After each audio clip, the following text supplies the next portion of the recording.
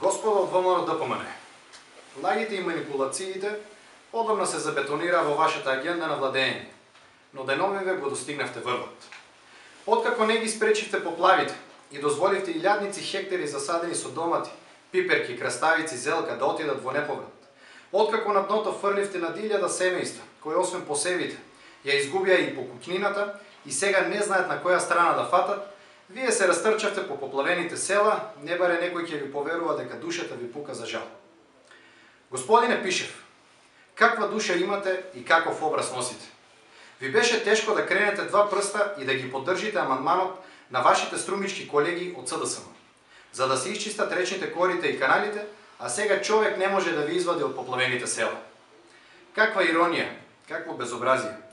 Уште врнежите не беа престанати, ги повикавте вашите чауши, а се оглушивте на вашите колеги од СДСМ, кои ви велеа подобро да се спречи отколку да се лечи. Но тогаш немаше избори, а сега има. Треба да се собираат ефтини политички поени. Ги одбравте несрекните затоа што најлесно се манипулира со нив. Врз туѓата несреќа сакате да ја градите собствената среќа. И тоа сам не умеете. На помош го повикавте и Коњановски. Ама на крајот народот веќе ја препозна онаа народната. Бате, бате, доста ме бранеше. Довлечкавте цела армија државни службеници, земјоделски експерти да вршат проценка на штетите во поплавените ниви и тоа дури 38 во едно село, во Муртино. Па поплави имаше и порано, па не носевте експерти. Проценката на штетите си ја вршија општинските комисии, а вашата влада се уште, до ден денес го нема доисплатено обештетувањето од пред 2 години. Но вие така и владеете. Едно ветување го прикривате со друго, ново, за да не може крајот да ви се најде. За пуста власт партизирате се живо и диво.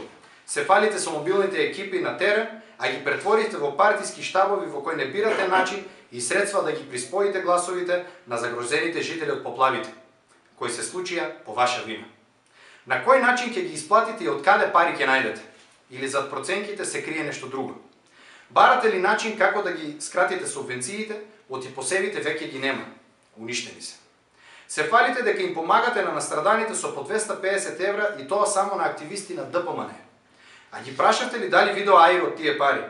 Не можеа да ги подигнат од банките, бидејќи се задолжени до шија од кредити и неплатени сметки, состојба во која ги доведе земјоделската влада на ДПМН. Вие, господине Пишев, не знаете, затоа што ако не се изборите, нема ни чевлите да си ги напрашите, а не пак да се растрчате по селските сокаци. Но Струмица знае. Ја знае очајната состојба во која ги доведовте земјоделците и нивните семејства. Но знаат и тие во вашата предизборна желба за помош да препознаат ефтин политички трик. Почитувани граѓани, ја користиме можност да ја информираме и алармираме јавноста, а воедно и представниците на ОПСЕ, дека на повидок е голем изборен подкуп, а минувам токму од тие кои јавно, дури пред цела Европа, се декларираа за фер и демократски избори. Ви благодарам.